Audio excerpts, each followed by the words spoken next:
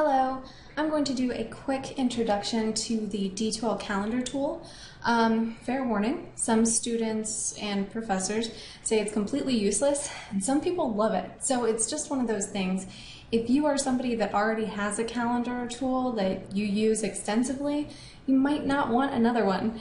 But then some students have told me that what they really like about it is it will pull everything that is entered into the D2L calendar.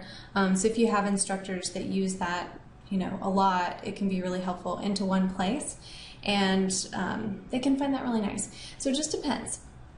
But I wanted to show it to you just in case you do find it helpful. Students in some of my classes particularly do, because we do have these kind of complex course meeting situations in some classes like this one this semester.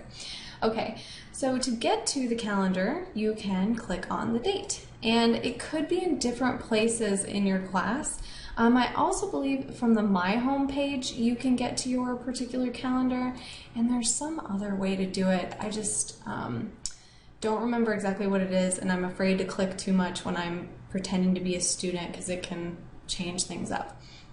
So what you'll see here is these are dates for this particular class. It shows you right here which class you're talking about. I am enrolled in a lot of classes, fair warning, but you could click here, pick a different class, pick academic, you can close those out, you can tell it to show all calendars, do a lot of different things so that you could see everything at once if you wanted. You also can see it a bunch of different ways. Agenda, you could see that day, you could see that week, you could see that month.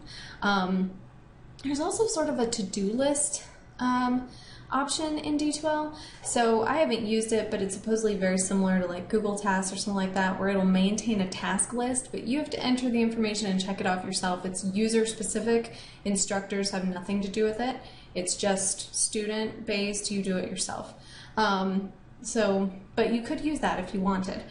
But here you can see the dates for different things, and if you click on something, you get more details about it if you need them. Then of course you can use your breadcrumbs to go back like you can with most things. So what can be kind of interesting about this is that it's highly searchable, so you can search events. Remember though that you have to be, it's not quite as smart as Google. It won't prompt you, do you want to search all classes if you don't find what you're looking for in the class you're in? So make sure you've picked the right class. You can also filter by types of assignments. For this particular class, and for most of my classes in the first few weeks, most things are not due for a while. Because we have late ads, because I want to make sure students have time to get used to the online environment before I give them a bunch of deadlines. You'll see there's no due dates for discussion posts or anything like that in this early part. But as soon as I put a due date into D2L, it will show up here. So that's the other piece that can be a little tricky. If you want this calendar, but you just want to see it on your phone, so you want it in, I can't remember what Apple calls it, iCal, I think, or you want it in your Google Calendar, well, you can do that. But you don't want to export it or something like that, because then it's not going to update with new things that your instructor adds. Instead, what you'd want to do is go to the subscribe option. And then you can get a feed that will allow you to subscribe to this calendar, which is great. Again, I don't necessarily recommend like straight downloading, because if they add new things, you won't have those new things. So if you're running this by your calendar on your phone or something like that and you don't get the new things, that's not great. But if you can use this to subscribe instead, that's even better. Now, careful, all calendars and tasks, again, I'm in 1,000 classes, that would be very bad for me. So you might pick specific ones. Also, sometimes, unfortunately, if you're a student in my classes, you may have some events that are slightly duplicated, like the week of the course I try to put in here, but that's going to be duplicated in every class. That might be a pain, and I'm sorry. I don't know how to solve that for you. But just so you know, it is an option. You can also print these in the different formats that you want, so that can be very nice and helpful. I'm trying to think if there's anything else that's really great about this.